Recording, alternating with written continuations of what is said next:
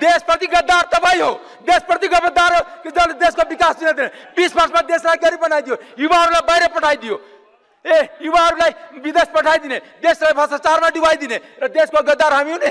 एमाले जे भने त्यही निर्देशन छ भने सभामुख संसदको एमालेको होइन। नेपाल सरकारलाई म आग्रह गर्न चाहन्छु, यो 4-5 जिल्ला जुन भाग्यमानी जिल्लाहरू छन् त्यसलाई नेपालमा राखौँ, बाँकी 77 जिल्लाको 72 जिल्लालाई लिजमा दिउँ, अर्को देशलाई, अमेरिकालाई दिउँ, चाइनालाई दिउँ, भारतलाई दिउँ।